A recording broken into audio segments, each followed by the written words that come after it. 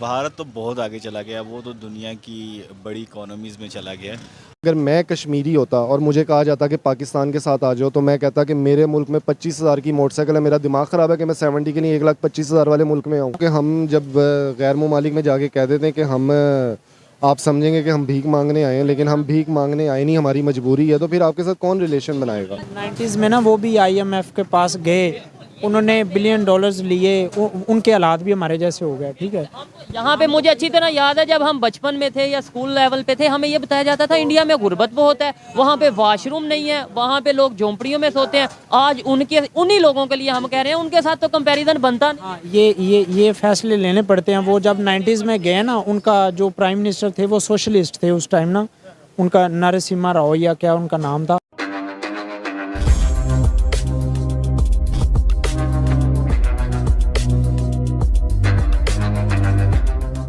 Hello friends, जय Hind. Pro India news में आप सभी का स्वागत है। दोस्तों, पाकिस्तान के लोग पाकिस्तान में चल रहे क्राइसिस की वजह से इतने तंग आ चुके हैं कि अब वो इंडिया की तारीफ करते नहीं थकते। पाकिस्तान के लोग अब ये भी कह रहे हैं कि अगर हम कश्मीर में होते और हमें कोई कहता कि पाकिस्तान के साथ आ जाओ, हम कभी नहीं आते, क्योंकि भारत तरक्की की राह पर चल चुका है और उनकी इकोनॉमी कहां से कहां पहुंच गई है। हम लोग अभी भी दाल आटे के लिए लड़ रहे हैं और पाकिस्तान के लोग भारत की डिप्लोमेसी की तारीफ करते नहीं थकते। और पाकिस्तान के लोग अब ये भी कह रहे हैं कि अब अरब ममालिक हमें मुंह नहीं लगाते, क्योंकि हम जहां भी जाते हैं भीख मांगने के लिए जाते हैं। पाकिस्तान के लोगों ने ये सच मानना शुरू भी कर दिया है कि भारत हमसे आगे निकल चुका है और हम पूरी दुनिया में पीछे रह गए हैं। दोस्तों, पाकिस्तान के लोगों ने अब ये भी मान लिया है कि हम लोग पिछले 75 सालों से मांग मांग कर अपने देश का गुजारा कर रहे थे। पाक लोगों ने अब ये भी माना है कि इंडिया अगले 5 सालों में दुनिया की तीसरी सबसे बड़ी इकोनॉमी बन जाएगा। अमेरिका अगर एड नहीं देगा तो क्या ये मुल्क ख़त्म हो जाएगा? हमारी गैरत मर गई है। शायद पाकिस्तान कौम एक गैरतमंद कौम है जी, गैरतमंद है, क्यों नहीं है? कल से गैरत उस दिन मर जानी चाहिए थी जिस दिन सऊदीया की तरफ से एड आई, चाइना की तरफ से एड आई और अब इंडिया ने भी कह दिया कि मैं बेल आउट पैकेज दूंगा। क्या गैरत मर नहीं जानी चाहिए? बिल्कुल मर जानी चाहिए। देखिए, यहाँ पे प्लेटफॉर्म दे दिए जाते हैं, गिरवी रखवाए जा रहे हैं, सारे मामला किए जा रहे हैं, क्योंकि हुकूमत को ये है कि हमारी आई है, अब पता नहीं कब आनी है, उससे पहले पहले लूट लिया जाए सब कुछ। उनके फॉरेन मिनिस्टर हैं जयशंकर साहब ना, आप सिर्फ उनकी डिप्लोमेसी देख लेना। जब अफ़गानिस्तान में तालिबान ने टेक ओवर किया है तो एक वक्त के लिए लग रहा था कि इंडिया जो है वो अफ़गानिस्तान से निकल गया। ठीक है, हाँ जी, इंडिया अफ़गानिस्तान से निकल गया, उनके जो कुछ प्रोजेक्ट्स है उधर से वो उनको निकाल दिया गया। अब उन्होंने किस तरह टेक ऑन किया उसको दोबारा, वो किस तरह वापस आए हैं। ठीक है, और यहाँ पे जश्न मनाया गया था जब अभी जो है वो काबुल से दिल्ली की दोबारा वो ओपन कर रहे हैं, जो है क्या नाम है, फ्लाइट्स ओपन हो रही हैं। एक वक्त था कि सऊदी प्रिंस जो है वो यहाँ पे आके कहता था कि मिस्टर प्रेसिडेंट, मैं पाकिस्तानी सफ़ीर हूँ आपका सऊदी अरब में। ठीक है ना, और आज वो आपसे मिलने का रवादार नहीं है। कि ये जो हमले हो रहे हैं पाकिस्तान के अंदर, ये कौन करवा रहा है? ये जो हमले हो रहे हैं ये जो है ना हमारे अपने ही लोग जो है ना बैरून मुल्क के लोगों से मिले हुए हैं, जो कि खुद ही साजिश करवा रहे हैं। ये अपनी ज़ात की खातिर जो है मुल्क इन्होंने दाव पे लगाया हुआ है। तो इंटरनेशनली भी प्रेशर पड़ता है, इंडिया पे भी पड़ता है। इंडिया करता है, इसमें कोई शक नहीं है। ये तो मतलब अभी आई डोंट नो इसको मैं कैसे एक्सप्लेन करूँ। याद रखें कि पाकिस्तान वाकई ही कमज़ोर है। कमज़ोर किस सेंस में है? अभी आप देखें, उनकी आर्मी देखें हमारे से बहुत स्ट्रॉन्ग है, एयरफोर्स देखें बहुत स्ट्रॉन्ग है, नेवी देखें बहुत स्ट्रॉन्ग है, इकॉनमी देखें बहुत स्ट्रॉन्ग है। तो स्ट्रॉन्ग वो है, लेकिन वो उसकी इतनी जरूरत नहीं है कि हमारे से कोई मस्ती करे। वो किस लिए नहीं कर सकता? हमारे पास न्यूक्लियर पावर है, हम उसके साथ बराबर के हैं। सर, जो उनसे हमारे जो सिक्योरिटी अदारे हैं वो क्या काम कर रहे हैं? फिर उनका काम ही यही है कि मुल्क की अगर आप देखा जाए तो 80% हम अपने सिक्योरिटी अदारों को पे कर रहे हैं। हम अपने तालीम से भी काट कर उनको पे करते हैं। क्या उनका काम नहीं है कि पाकिस्तान को सिक्योर करना? पाकिस्तान के अंदर जो उनसे बाहर की साजिशें जो हमारे ऊपर जो अटैक करवा रही हैं, आपके मुताबिक क्या उनको देखना हमारे सिक्योरिटी अदारे का काम नहीं है? जो आपका अल्फाज बड़ा अच्छा लगा जिसमें आपने कहा गैरत का लफ्ज़ इस्तेमाल किया। देखें, हम इंडिया के पास से क्यों ले जाके, इंडिया से हम क्यों मतलब इमदाद लें किसी किस्म की भी, ना हम झुकते हैं और ना झुकेंगे और ना इनसे हम किसी किस्म की एड लेंगे। हम चाइना के आगे कभी नहीं झुके। नहीं, चाइना के देखिए, चाइना का एक अलग मैटर है। चाइना हमारे साथ बहुत से जो हमारे आमदोरफ्त होती है, खासतौर पे जो कारोबारी लिहाज अमेरिका से के आगे कभी नहीं झुके हैं, लेकिन इंडिया के आगे नहीं झुकेंगे। एक चीज़ होती है एड और एक होती है ट्रेड। ट्रेड हमारी कभी भी फर्स्ट प्रायोरिटी नहीं रही।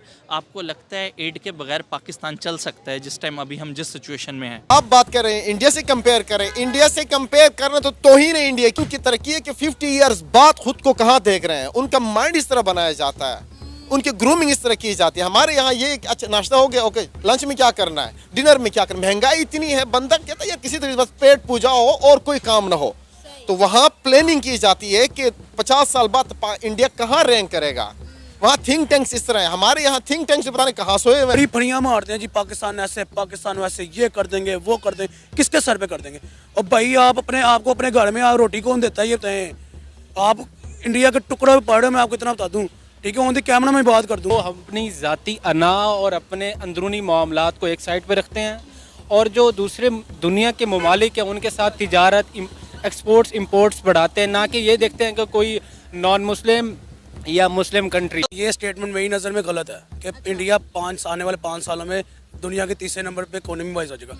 5 साल क्यों मैंने गलत कहे हैं, उन्होंने टाइम ड्यूरेशन बहुत ज़्यादा बता दी। मेरी नज़र में 1.5 से 2 साल बहुत है उनके लिए। क्यों वो ग्रो कर गया, क्यों कर गया? पॉलिटिकल स्टेबिलिटी है। क्या हमें मैनेजमेंट नहीं करनी आई इंडिया से अलग होके? क्या हमारा फैसला गलत तो नहीं था? आज ये कहीं ना कहीं हम ये फील तो नहीं कर रहे? ये कि हमसे अपना मुल्क संभाला जा रहा है, ठीक है। आपकी जुडिशल सिस्टम आपका कोलैप्स कर गया हुआ है, आपका पॉलिटिकल सिस्टम कोलैप्स कर गया है, आपकी इकोनॉमी कोलैप्स कर गई है। तो अब हम यहाँ पर अगर फोकी बढ़ के मारते रहे, 75 सालों में वो देखे कहाँ 5वीं मईशत बना के बैठा है। क्या हम नहीं बन सकते? इंडिया वहाँ पे है, हम इंडिया से अलहदा हुए हैं, ठीक है। इंडिया, हाँ, हम अलहदा हुए। इंडिया 75 साल से नहीं है, इंडिया शुरू से है। हम ये ब्लेम इंडिया को कर रहे हैं, सॉरी टू से मैं कट कर रहा हूँ आपको। हम इंडिया का नाम लेते कहीं ना कहीं हम ये तो नहीं बताते कि इंडिया हमसे ज़्यादा स्ट्रॉन्ग है। नहीं, ऐसी बात नहीं है। देखिए, पाकिस्तान ने हमेशा फैसिलिटेट किया अपने अफगान भाइयों को और इनकी तादाद 40 लाख से ज़्यादा, बल्कि 90 लाख से ज़्यादा है, जिनको थ्रू आउट हमने फैसिलिटेट किया है। इनके लिए अब तीसरी जो जनरेशन है वो यहाँ पर हम देख रहे हैं कि वो भी बहुत सारे क्रिकेटर्स उनके इस वक्त जो उनकी टीम में है अफगानिस्तान की, वो यहाँ कैंप्स में खेलते रहे, पेशावर में खेलते रहे। लेकिन बदकिस्मती ये है कि हमने बहुत ज़्यादा उनके लिए कुर्बानियाँ दी।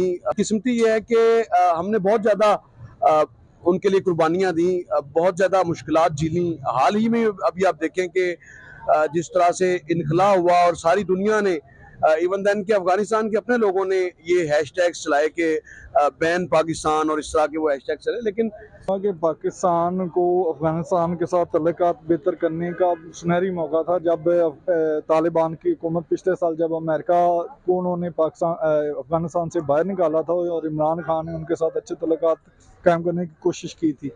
लेकिन उसके बाद मामला जो हैं वो ख़राब होते गए रजीम चेंज के बाद, आपको पता है। तो गाइस आज की इस वीडियो के अंदर एक रिपोर्ट जारी हुई है गाइस यूएस के अंदर से। गाइस यूएस ने टेररिज्म रिपोर्ट जारी की है जिस पर पाकिस्तान और इंडिया का जिक्र किया है। गाइस पाकिस्तान को कहा है शेम ऑन यू पाकिस्तान कि अभी तक आपके अंदर से टेररिज्म को ख़त्म नहीं कर पाए। पाकिस्तान अपने अंदर से टेररिज्म को ख़त्म नहीं कर पाया।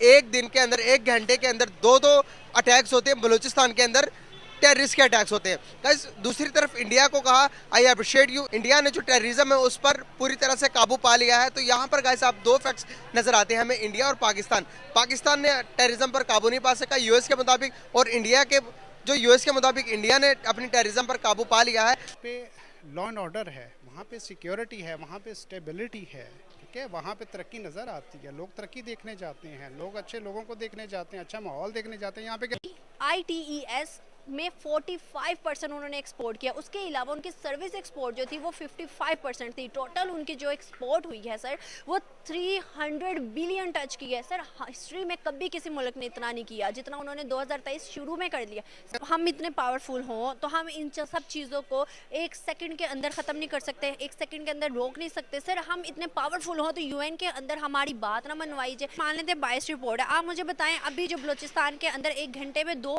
धमाके हुए हैं, बॉम्ब्स हुए हैं, उसके बाद पेशावर में, उसके पहले कराची में, सर हमने फिर क्या काबू पाया है?